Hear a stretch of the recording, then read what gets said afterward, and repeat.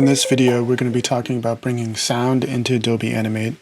So I have a scene here with a quick animation, and what I want to do is add some sound to it. So Adobe Animate allows you to bring in sounds of different formats, and then you can manipulate those sounds, adjust for volume, add effects, and add different compression settings to it. So right now, if you look in my library, I only have a couple of items in here, 2 graphic symbols. So I want to import some sound.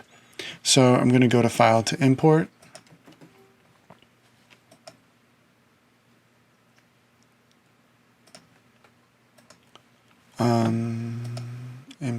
File to Import, Import to Library. And I have some sounds here that I downloaded free from the Wistia website. And so I'm just going to preview them. So I'm going to open this, and that puts this sound into my library panel. Now I'm going to add a layer for the sound. I'll just call this music. Now there's a couple different ways that you can add sound to your layers or to Adobe Animate. I'm going to click on this first frame, and in the Properties panel we have a sound section, and in the sound drop down you can choose the sound that was from the library. That's one way to do it. The other way to do it is to grab the sound file from the library and just drag it onto the stage, and then you'll see the sound appear inside of the timeline. So as I play through the animation, you can hear the sound playing, and you can see the waveform of the sound, which is also very helpful so that you can align your animations to the actual sounds, make things happen at certain points in the sound. If I click inside the sound and go into the Properties panel, I'm going to show you some options here. So for effects, if I want it to play only on the left channel, I could do that. If I wanted to play on the right channel, I could do that.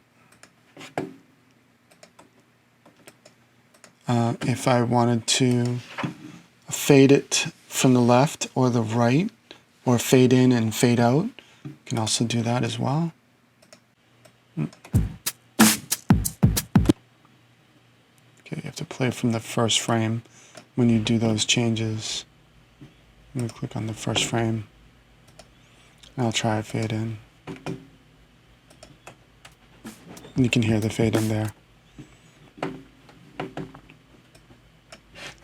Okay.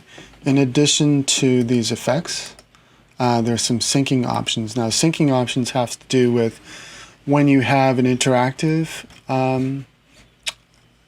element inside of Adobe Animate, you can set this to stop, start, or stream. Event is for buttons and button presses. For right now, we're going to just keep it at event. And then you have a repeat. So if I wanted to loop continuously to play through, and I continue to play it, I can set it to loop. And also there's an edit button. So edit sound envelope.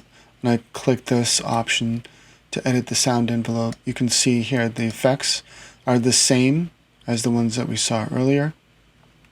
So if I do that fade in, you'll see that it fades in. You can play this, you can zoom in, you can zoom out. So if I zoom in, you also have these handles here, and you can add handles, and this will allow you to change the volume if you wanted to. This will allow me to clip the sound, so if I didn't want it to start until here, I could clip it.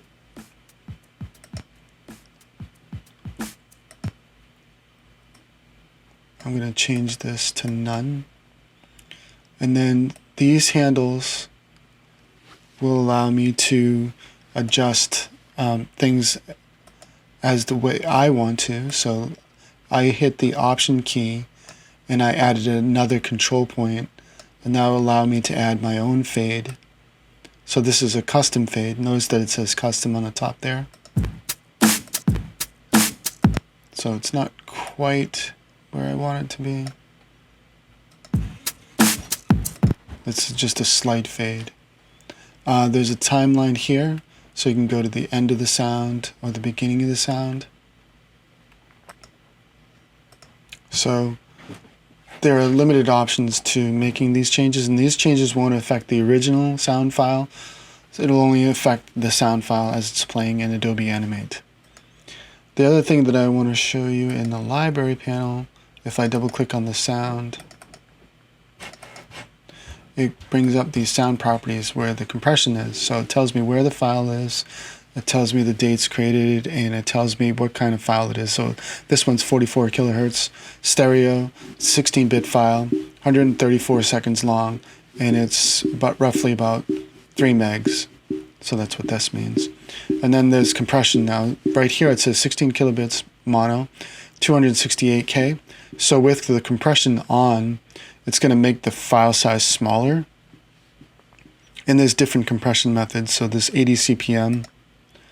So you can choose different rates, and you can see this will make it 45% smaller.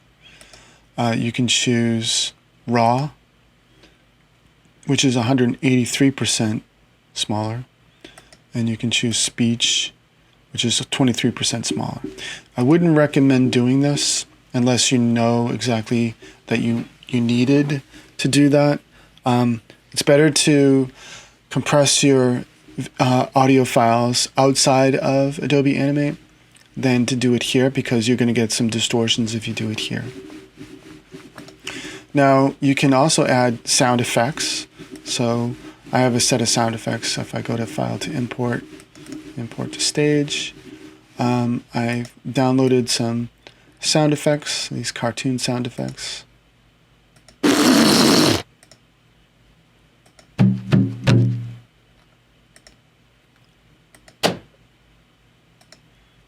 And again, that gets added to, in this case, it got added to the timeline. And it also gets added to the library. And then you can place those sound effects wherever you need to. So let me add back the music to this frame.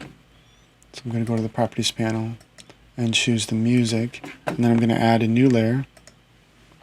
Let's say as the sun comes up right about here in the middle, I want to add that sound effect. So to add a sound effect to a specific location, you're going to need to add a keyframe. So I'm going to right-click or control-click right here and choose Insert Keyframe. You can also hit F6. And with that keyframe selected, I'm going to choose that sound effect. And you can see the sound effect gets added to that part of the timeline. So if I play through this, you'll hear that sound effect play at that location. So that's sound in Adobe Animate.